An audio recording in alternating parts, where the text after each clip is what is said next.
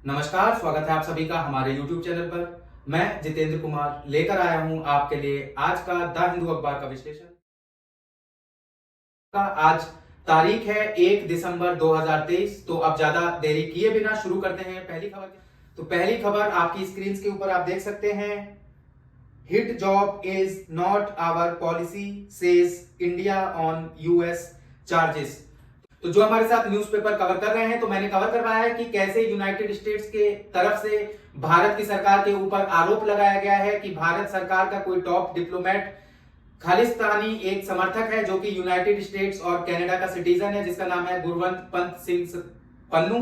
और इस पन्नू के हत्या करवाने की साजिश में भारत सरकार शामिल है, ये आरोप लगाया गया था यूनाइटेड स्टेट्स के द्वारा। और कुछ सबूत भी वहां पर मिले हैं यूनाइटेड स्टेट्स की जो जांच की एजेंसियां होती हैं उन्हें, जिसके बाद भारत की सरकार ने हाई लेवल कमेटी की गठना करने की बात की थी और कहा था कि हम एक हाई लेवल कमेटी की गठना कर इस जो भी आरोप लगाए गए हैं यूनाइटेड स्टेट्स के द्वारा, इस विषय पर हम चर्चा करेंगे।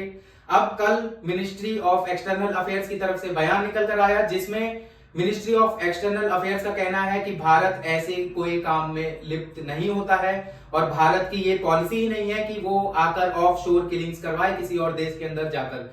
अब यहाँ मिनिस्ट्री ऑफ एक्सटर्नल अफेयर्स का एक और कोट था कि यूएस और कनाडा के अंदर हमें देखने को मिला है कि जो खालिस्तानी सेपरेटिस्ट हैं वो वहां पर आराम से रहते हैं, वहां की सरकारों की पनाह पाते हैं। ये चीज उठाई गई मिनिस्ट्री ऑफ एक्सटर्नल अफेयर्स के जो स्पोक पर्सन थे उनके द्वारा। जीडीपी सर्जेस 7.6% इन Q2 goes past RBI forecast. तो यहाँ जीडीपी का डाटा निकल कर आया है, नेशनल स्टैटिस्टिकल ऑफिस द्वारा ये डाटा दिया गया है और ये Q2 का डाटा निकल कर आया है। पहला क्वार्टर जो होता है वो होता है अप्रैल, मई और जून। सेकंड क्वार्टर हमारा होता है जुलाई, अगस्त और सितंबर। तो ये जुलाई, अगस्त और सितंबर का डाटा निकल कर आया है और यहाँ देखने को मिला है कि जो जीडीपी की ग्रोथ रही, जिसका अनुमान माना जा रहा था कि कम रहेगी, 6.8% तक भी देखने को मिल सकती है, ये आरबीआई का फोरकास्ट था। लेकिन हमें देखने को मिला कि एक्चुअलिटी में जो जीडीपी ग्रोथ थी वो 7.2% हमें देखने को मिली। अब जब तीसरे क्वार्टर का डाटा आएगा तब हमें पता चलेगा कि आज की क्या स्थिति है, क्योंकि अक्टूबर, नवंबर और दिसंबर का जो डाटा होता है तो इन्हें फेस्टिवल सीजन माना जाता है और देखने को मिलता है आमतौर पर कि यहाँ पर जीडीपी की ग्रोथ रेट हमें बढ़ी हुई मिलेगी। आपको याद रखना है कि जब हम ईयरली जीडीपी निकालते हैं तो हम इन 4 क्वार्टर्स के एवरेज को ईयरली अपनी जीडीपी ग्रोथ रेट में शामिल करते हैं। अगली खबर आप एडिटोरियल सेक्शन से देख सकते हैं, making this Israel Palestinian war the last. तो यहाँ पर जब इजराइल और फलस्तीन की, आपको पता है कि गाजा स्ट्रिप के अंदर हमास आतंकवादी संगठन जो है उससे इजराइल युद्ध में गया हुआ है और करीबन 7 अक्टूबर को जब हमास के कुछ लड़ाके आतंकवादी इजराइल की टेरिटरी में घुस आते हैं और यहाँ पर हमला करते हैं, यहाँ जो निर्दोष लोग होते हैं उनकी हत्याएं की जाती हैं और बंदी भी बना लिए जाते हैं। उसके बाद रिटेलिएटरी एक्शन लेते हुए जो इजराइल की गवर्नमेंट है वो जाकर गाजा स्ट्रिप के ऊपर हमला बोल देती है मिसाइलों के द्वारा और ग्राउंड इन्वेजन के द्वारा। अब चलते चलते ये हो जाता है कि 23 लाख की जनसंख्या कुल वहां पर हमें देखने को मिलती है, करीबन 23 लाख लोग, जिनमें से 13 लाख लोग वॉर अफेक्टेड हैं। अब यहां समझ सकते हैं, अगर घरों की हम बात करें तो 50% घर वहां पर तोड़े या फोड़े जा चुके हैं, जो भी घर जहां पर लोग रहते थे। और जो गाजा के अंदर सिचुएशन है वो बहुत डिस्ट्रेस की सिचुएशन है, क्योंकि हमें देखने को मिला था कि इजराइल ने वहां के गैस कनेक्शन काट दिया था, इलेक्ट्रिसिटी काट दी थी, साथ ही साथ पानी के आवाजाही पर भी रोक लगा दी थी। यहां तक कि जो मेडिकल फैसिलिटीज के लिए जो यूएन की बॉडीज काम करती हैं, यूएन के पीस कीपिंग मिशन, उन्हें भी अलाउ नहीं किया गया था कि वो मेडिकल सप्लाईज जारी रखें। गाजा के अंदर हमें यहां तक देखने को मिला था कि अस्पतालों के ऊपर भी बॉम्बार्डिंग की गई थी, जिसके बाद से करीबन 4 दिन के सीज फायर की घोषणा की गई कि युद्ध विराम लगा दिया गया 4 दिन के बाद, और घसीटते घसीटते 2 दिन और ये बढ़ चुका है युद्ध विराम।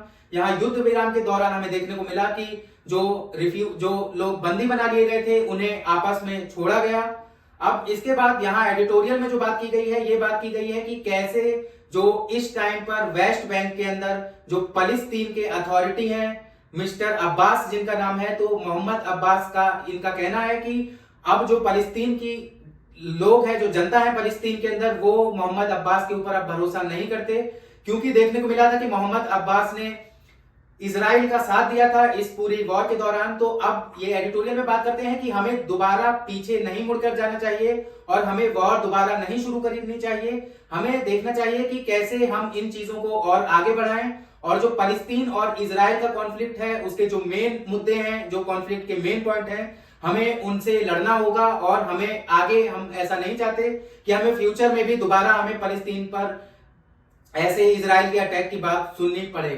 और दूसरी बात ये करते हैं इजराइल की, तो इजराइल को आपको जानना है कि वो यूनाइटेड नेशन के द्वारा ही बनाई गई एक देश है, लेकिन उसके बावजूद यूनाइटेड नेशन को वो नहीं मानता है, उसकी बातों को नहीं मानता है।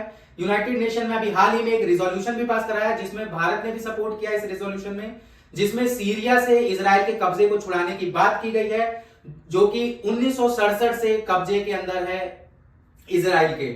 ये हमारा एडिटोरियल सेक्शन से था। अब फाइनली मैं कंक्लूड करूंगा, तो ये बात करते हैं कि आपको ऐसी चीजें करनी पड़ेंगी जिससे हमें दोबारा इजराइल और फलस्तीन के बीच में, या गाजा के बीच में, या हम वेस्ट बैंक की बात करें, इनके बीच में हमें युद्ध ना देखने को मिले। क्योंकि आप जानते हैं कि हम 21वीं सदी के नागरिक हैं और हम टेक्नोलॉजी के मामले में इतने ज्यादा विकसित हो चुके हैं, उसके बाद भी अगर हम युद्ध घोषणाएं करते रहेंगे तो ये चीजें ठीक नहीं होंगी हमारे एडवांसमेंट के हिसाब से।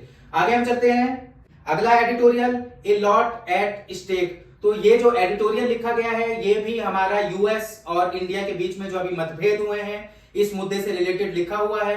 मैं आपको बैकग्राउंड बताता चल रहा हूं इस न्यूज का कि क्या अभी तक हुआ है। अब मैं एक बार डीपली आपको इसका पूरा बैकग्राउंड रिवाइज करा देता हूं जल्दी से। तो सबसे पहले कनाडा के तरफ से आरोप लगाया जाता है भारत सरकार के ऊपर कि भारत सरकार का कोई टॉप डिप्लोमेट है जो कि कनाडा के अंदर, कनाडा का एक नागरिक था निज्जर, उसकी हत्या में शामिल है। अब आपको समझना है कि आरोप भारत पर क्यों लगाए गए। तो माना जाता है, और आपको देखना होगा कि ये जो निज्जर नामक व्यक्ति था, जो कनाडा का सिटीजन था, ये खालिस्तानी सेपरेटिस्ट आंदोलन में बढ़ चढ़कर भाग लेता था। उसके बाद ऐसा ही आरोप लगाया जाता है यूनाइटेड स्टेट्स के द्वारा। यूनाइटेड स्टेट्स कहता है कि हमारे पास पुख्ता सबूत मौजूद हैं कि भारत के टॉप डिप्लोमेट, जिसका नाम अभी यूनाइटेड स्टेट ने घोषित नहीं किया है, उसके हमारे यहाँ पन्नू नामक एक खालिस्तानी समर्थक रहता है, उसकी हत्या करवाने की साजिश में यहाँ वो डिप्लोमेट लुप्त हैं। बहुत सारे सबूत पेश किए जाते हैं यूनाइटेड स्टेट्स की, जो वहां की जो जस्टिस डिपार्टमेंट है उसके अंदर, उसके द्वारा। और यूनाइटेड स्टेट्स का जो जस्टिस डिपार्टमेंट है वो इस केस को मंजूर भी कर लेता है। भारत के एक व्यक्ति का नाम निकल कर आता है जिसका नाम है निखिल गुप्ता, जो कि एक ड्रग डीलर है और इलीगल आर्म्स की सप्लाई करता है। अब आपको देखना है कि कहा क्या जा रहा है यूनाइटेड स्टेट्स की तरफ से कि भारत में ही रहने वाले कोई टॉप डिप्लोमेट हैं भारत के अंदर से, जिन्होंने निखिल गुप्ता को हायर किया ताकि निखिल गुप्ता किसी को सुपारी दे सके पन्नू की हत्या करवाने के लिए यूनाइटेड स्टेट्स के अंदर। अब आपको यहाँ क्या और मिला है, तो सबूत मिले हैं यूनाइटेड स्टेट्स को कि करीबन $15,000 एडवांस पेमेंट किया गया था निखिल गुप्ता को। तो ये आप समझ सकते हैं, ये सब सबूत जो हैं ये यूनाइटेड स्टेट्स के पास मौजूद हैं। अब भारत की सरकार ने अपनी कमेटी बिठाई है और ये कमेटी जांच कर रही है इस मुद्दे के ऊपर। और आगे जब ये बात करते हैं तो ये बात करते हैं कि क्या इससे भारत की क्रेडिबिलिटी जो है विश्व के अंदर, उस पर कोई खतरा हमें देखने को मिलेगा। तो आपको जानना है कि हाँ, भारत की क्रेडिबिलिटी पर हमें खतरा देखने को मिलेगा। जैसा कि आप जानते हैं कि भारत एक डेवलपिंग नेशन है और भी देश हैं जो कि डेवलपिंग नेशन के फॉर्मूले पर आगे बढ़ रहे हैं। और भारत जब बात करता है कि वो एक रिपब्लिक है और डेमोक्रेटिक तरह से फंक्शन करता है, जस्टिस यहाँ पर कोर्ट्स के द्वारा दी जाती है, तो हमें याद रखना है कि अगर ऐसा कोई केस हमें देखने को मिलता है जिसमें एक्स्ट्रा जुडिशियल किलिंग की बात होती है, तो ये हमारी जो भारत की इमेज है इस पर एक डेंट लगाकर छोड़ सकता है। आगे हम चलते हैं अगली खबर की तरफ, अंडरस्टैंडिंग साइमल्टेनियस इलेक्शंस। तो अगली खबर टेक्स्ट एंड कंटेक्स्ट सेक्शन से आप देख सकते हैं साइमल्टेनियस इलेक्शन की। तो मैं आपको बता दूं क्या है। तो भारत जब आजाद हुआ उसके बाद भारत में पहली बार जब लोकसभा के चुनाव हुए 1951 और 52 के दौरान, तो वहां पर जब राज्यों में भी चुनाव हुए तो साथ में ही चुनाव करवाए गए राज्यों के अंदर भी। और ऐसी ही प्रक्रिया साथ में चुनाव करवाने की केंद्र के और राज्यों के, ये करीबन 1969 तक ऐसे ही प्रक्रिया चलती रही। 4 असेंबली इलेक्शंस तक ऐसी ही प्रक्रिया चलती रही। उसके बाद हमें देखने को मिला कि कांग्रेस में जब इंदिरा गांधी की गवर्नमेंट थी तो उन्होंने कुछ डिलेस करवाए इलेक्शन करवाने में, जिसमें हमें देखने को मिला था कि कांग्रेस की पार्टी में थोड़ा स्प्लिट हो जाता है, कुछ मेंबर कांग्रेस से निकलकर दूसरी पार्टी बना लेते हैं। और इंदिरा गांधी ने उस टाइम पर इलेक्शंस को डिले करवाया, जिसके बाद से ये जो साइमल्टेनियस इलेक्शन थे, जो साथ में इलेक्शन हुआ करते थे भारत के अंदर, ये साथ के बजाय ये अलग अलग होने लगे। क्योंकि आपको पता है कि जो हमारा संविधान है इसमें साल दिया गया है कि कितने साल में इलेक्शन करवाए जाने चाहिए और कब ये इलेक्शन है, ये हमारे आर्टिकल्स के अंदर नोटेड डाउन है। लोकसभा में, साथ ही साथ असेंबली के अंदर भी ये नोटेड डाउन है। अब इसके बाद क्या होता है कि ऐसी ही प्रक्रिया चलती रहती है और सब इलेक्शन जो है वो अलग थलग हो जाते हैं। राज्यों के इलेक्शन एकदम अलग होने लगते हैं और केंद्र के इलेक्शन जो है वो अलग होने लगते हैं। जिसके बाद जो आज की प्रेजेंट डे गवर्नमेंट है ये बात करती है, चर्चा शुरू करती है साइमल्टेनियस इलेक्शन को दोबारा भारत के अंदर शुरू करने की। अब ये बात करते हैं, कुछ दौरान तो ये चुनावी घोषणाएं होती हैं, उसके बाद अभी हमें देखने को मिलता है कि करीबन पिछले 2 महीने पहले 6 मेंबर का एक पैनल बनाया जाता है जिसको हेड कर रहे हैं भारत के फॉर्मर प्रेसिडेंट रामनाथ कोविंद। इस पैनल को ड्यूटी दी जाती है कि ये सारे प्रावधानों को पढ़े कि कैसे हम भारत के अंदर साइमल्टेनियस इलेक्शन को लागू कर सकते हैं, क्या क्या हमें संविधान के अंदर संशोधन करने पड़ेंगे और क्या क्या हमें दिक्कतें देखने को मिलेंगी और कितना पैसा, कितना क्या धन हमें देखने को मिलेगा, ये सब चीजों की ये चर्चा करते हैं। इसके बाद अब ये पैनल की रिपोर्ट आनी बाकी है। जब ये पैनल की रिपोर्ट आएगी तो ये पैनल बताएगा कि क्या हम देख सकेंगे कि 2029 से दोबारा से भारत के अंदर साइमल्टेनियस इलेक्शन शुरू कर दिए गए। अब आपको यहाँ पर एक चीज और जाननी है कि कुछ लोगों के अंदर डाउट है कि साइमल्टेनियस इलेक्शन में क्या है केवल केंद्र और राज्यों की बात हो रही है, तो नहीं, यहाँ पर केंद्र, राज्य, साथ ही साथ जो पंचायत और लोकल बॉडी के इलेक्शन होते हैं इन सबको साइमल्टेनियस बनाने की बात हो रही है। इसके कुछ लोग इसके पक्ष में भी बात करते हैं, कुछ लोग इसके विपक्ष में भी बात करते हैं। आप किस तरफ, आप क्या मानते हैं? आप अपनी राय हमें कमेंट सेक्शन में बताइए कि क्या भारत के अंदर साइमल्टेनियस इलेक्शन की प्रक्रिया फिर से शुरू कर देनी चाहिए। ₹2.23 lakh crore to buy 97 Tejas jets, 156 Prachand helicopters. तो भारत का जो डिफेंस एक्विजिशन काउंसिल है इसके हेड करते हैं भारत के जो भी डिफेंस मिनिस्टर होंगे वो, तो उन्होंने अप्रूवल दे दिया है, प्राइमरी अप्रूवल मिल चुका है। यहां पर आप देखने को मिलेगा कि करीबन 2.23 लाख करोड़ रुपए खर्च करके तेजस विमान, साथ ही साथ प्रचंड हेलीकॉप्टर्स को खरीदा जाएगा। पर जो तेजस विमान है उनकी संख्या 97 है और करीबन 156 हमारे प्रचंड हेलीकॉप्टर्स हमें देखने को मिलेंगे। अब आपको देखना है कि कुछ और न्यूज यहीं से रिलेटेड है, तो सबसे पहले मैं आपको हेडलाइन सब न्यूज़ों की बता देता हूं, उसके बाद हम एक साथ कवर करेंगे कि ऐसा हमें क्यों देखने को मिल रहा है। अगली आप हेडलाइन देख सकते हैं, 3 anti submarine warfare ships for Indian navy launched. अब ये जो 2 खबर आपने देखी तो आपको इसमें पता चलेगा कि भारत के अंदर जो चल रहा है वो युद्ध की नीति के हिसाब से अगर हम देखें तो भारत ये मानकर चल रहा है कि चाइना जो है वो भारत के लिए आज भी बहुत बड़ा थ्रेट बना हुआ है।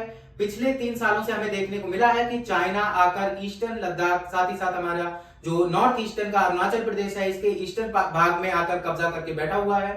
अब इसे लेकर भारत की सरकार चिंतित रही है और हमें अब देखने को मिल रहा है कि जो भारत की रणनीति है वो ये है कि हमें डिफेंस के अंदर बहुत मजबूत होकर, खड़े होकर रहना पड़ेगा। अगर मान लेते हैं कि चाइना की तरफ से युद्ध शुरू कर दिया जाता है भारत के ऊपर, तो भारत अनप्रिपेयर्ड ना रहे।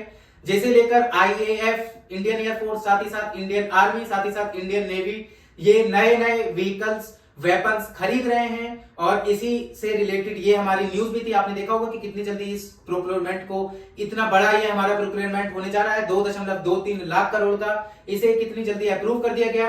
अब यहाँ पर अच्छी बात आपको जो देखनी है वो ये देखनी है कि ये जितना भी बनाया जाएगा इसमें करीबन 99% इंडिजीनियस इंडस्ट्रीज की जो भी सामान बनाए गए हैं उसका यूज किया जाएगा। आगे एक खबर आ रही है कॉन्फ्रेंस ऑफ पार्टीज 28 से। आपको पता होना चाहिए सबसे पहले कि कॉन्फ्रेंस ऑफ पार्टी 28 चल रही है इस वक्त दुबई के अंदर और UAE इसका प्रेसिडेंट है इस टाइम पर कॉन्फ्रेंस ऑफ पार्टी 28 का। तो यहां पर हमें पहले दिन के अंदर, कल पहला दिन था गुरुवार को, तो हमें पहले दिन के ही अंदर देखने को मिला कि जो fund of loss and damage की बात चल रही थी, जो कि पिछली चर्चा से शुरू हुई थी कॉन्फ्रेंस ऑफ पार्टी 27 के अंदर से, जो कि इजिप्ट के अंदर हुई थी। वहां पर हमें देखने को मिला था कि जो लॉस एंड डैमेज फंड की बात चल रही थी कि जो देश अभी क्लाइमेट चेंज का डैमेज या वृथ झेल रहे हैं तो उन्हें कैसे हम कंपेंसेट कर सके, तो इन चीजों पर चर्चा 2027 में शुरू हुई थी, जिसके लिए बकायदे एक फंड बनाने की बात हुई थी जिसे हम लॉस एंड डैमेज फंड कह रहे हैं। अब यहाँ पर हमें देखने को मिला कि करीबन पहले दिन जब लॉस एंड डैमेज फंड बना दिया गया तो आपको जानना है कि ये वर्ल्ड बैंक के अंदर स्थापित किया गया है, लेकिन यहाँ मांग है कि जो कमिटी है, जो ओवरसी कमिटी है जो इस फंड को संभालेगी वो इंडिपेंडेंट बॉडी होनी चाहिए और वो चुनकर आए हुए लोग होने चाहिए। अब आगे आपको एक और चीज समझनी है कि इस लॉस एंड डैमेज फंड के अंदर अभी करीबन $250 मिलियन यहां राशि जमा करवाई गई है। $100 मिलियन करीबन जो जमा करवाई गई है वो यूएई की तरफ से करवाई गई है। उसके बाद जर्मनी की तरफ से भी करवाई गई है। यूनाइटेड स्टेट्स की तरफ से बहुत कम पैसा दिया गया है, करीबन $17, और जर्मनी की तरफ से भी पैसा दिया गया है। उसके बाद यूरोपियन यूनियन की तरफ से भी करीबन $136 यहां पर दिया गया है। अब आपको समझना है कि ये लॉस एंड डैमेज फंड आखिर क्यों करवा रहे हैं। तो आपको जानना है कि क्लाइमेट चेंज जो प्रक्रिया है वो इंडस्ट्रियल रिवॉल्यूशन के बाद से शुरू होती है, जहां पर हम क्या करते हैं, पृथ्वी के अंदर ग्रीन हाउस गैस जो है उन्हें हम उनकी जो मात्रा है एनवायरमेंट के अंदर उसे बढ़ाना शुरू कर देते हैं अपने एमिशंस के थ्रू। अब जब चर्चा शुरू होती है एनवायरमेंट के ऊपर करीबन 1970s के टाइम से, और 1990s के टाइम पर यहाँ विश्व के अंदर एक कंसेंसस बनता हुआ दिखता है, जहां पर अर्थ समिट कराई जाती है रियो डी जेनेरियो के अंदर 1992 के अंदर। वहां से ये सारी चीजें निकल कर आई हैं और धीरे धीरे हम आगे बढ़ रहे हैं कि हम जो भी क्लाइमेट चेंज से रिलेटेड मुद्दा है उसके जो भी हार्मफुल इफेक्ट हुए हैं जो हमें देखने को मिलते हैं, उन चीजों से हम कैसे लड़ सकें, पहली तो ये चीज है। दूसरी, कैसे हम उसे कम कर सकें, और तीसरी है कि जो इसके पीड़ित हैं उन्हें हम कैसे कंपेंसेट करें। जैसे कुछ देश ऐसे हैं जो कि समुद्र से चारों तरफ से घिरे हुए हैं। अब क्लाइमेट चेंज का बहुत ज्यादा प्रकोप हमें उनके ऊपर देखने को मिला है, क्योंकि आपको जानना है कि क्लाइमेट चेंज से होता क्या है, तो वातावरण का जो भी तापमान है वो बढ़ने लगता है। और आपको पता होना चाहिए कि अगर पृथ्वी का 1 डिग्री सेल्सियस भी तापमान बढ़ता है तो ये पूरे वातावरण के बैलेंस को बहुत ज्यादा बिगाड़ देता है। अब हमारी कोशिश है कि हम 1.5 डिग्री सेल्सियस से कम तापमान पर जो हमने बढ़ा दिया है उसे कम पर रहें, प्री इंडस्ट्रियल लेवल के, अगर हम तुलना करें इंडस्ट्रियल लेवल के साथ तो उसके। तो इन्हीं सब चीजों को लेकर बहुत सारी बॉडीज बनी हुई हैं विश्व के अंदर, टारगेट दिए जाते हैं देशों को, कॉन्फ्रेंसेस कराई जाती हैं, उसी से रिलेटेड ये कॉन्फ्रेंस हो रही है। और लॉस एंड डैमेज फंड आपको याद रखना है, ये इंपॉर्टेंट है, ये हमें देखने को मिला है यहाँ पर जो निकल कर आया है। आज के न्यूज़पेपर से बस इतना ही था। कैसा लगा आपको हमारा आज का द हिंदू अखबार का विश्लेषण, हमें कमेंट सेक्शन में जरूर बताइए। अगर वीडियो को लाइक नहीं किया है तो वीडियो को जरूर लाइक करिए, चैनल को सब्सक्राइब करिए, साथ ही साथ बेल आइकन को प्रेस करना ना भूलें। अपना बहुत ख्याल रखिए, आपका दिन शुभ हो, धन्यवाद।